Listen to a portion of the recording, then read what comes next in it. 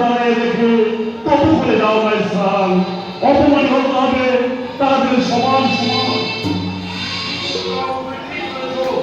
অপরের অপরে তাহলে সহজ সমাজ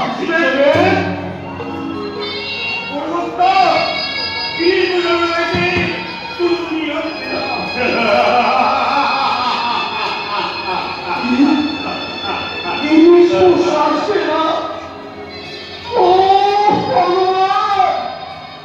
আমরা কি অত জলে পড়ে গেলাম?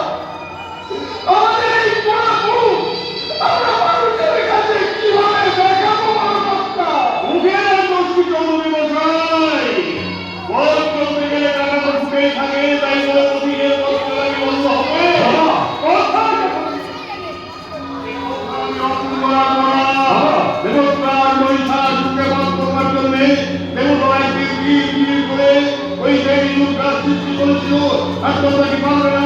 তোমরা কি পারবে না? তোমাদের সমুদ্র শক্তি দিয়ে একটা হাই স্কুল নির্মাণ করে এই পথের রাজনীতি শক্তি দেয় তোমরাই ভুল করছো, অথচ তুমি হারা।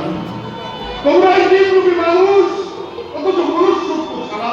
তোমরাই সামাজিক দিক, অথচ সমাজ ছাড়া। কিন্তু কেন কেন এমন সম্ভব? কেন আমি চাই? কেন কেন কেন বাবা ভেবেছিলাম হাই স্কুল হবে, কিন্তু অর্ধেক যদি করলাম এই যে অতি গরিব বাবা কেন না তোমরা কথা যখন দেখি তখন স্কুল হবেই। আবার কত বলবো আমি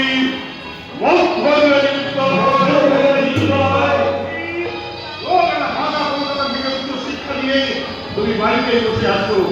ওই স্কুলের প্রধান শিক্ষকের দায়িত্ব তোমাকে আমি কেন পারবে না? তুমি কেন পারবে না? যেখানে তোমার ঠাকুরদার প্রধানত রয়েছে, বড় আশীর্বাদ রয়েছে, তোমার মা যেখানে ধূপ ধুলো দিয়ে সেই ভিড়ে পবিত্র করে রেখেছে, সেই ভিড়ে শিক্ষা প্রতিষ্ঠান হবে, আর তুমি তার দায়িত্ব দিতে পারবে না। তোমার রক্তে বয়ে যাচ্ছে দেশ এবং পড়া, মাথায় রয়েছে হরিচাঁদ তাদের আশীর্বাদ, তোমার শিক্ষা তোমার আদর্শ টানতে থাকে বাস্তবের উদ্যোগে। আর তুমি কি তার কর্মসূত্রের উৎপাদন করে রেখে ভীতু হয়ে পড়ে চূড়া ভীতু হয়নি।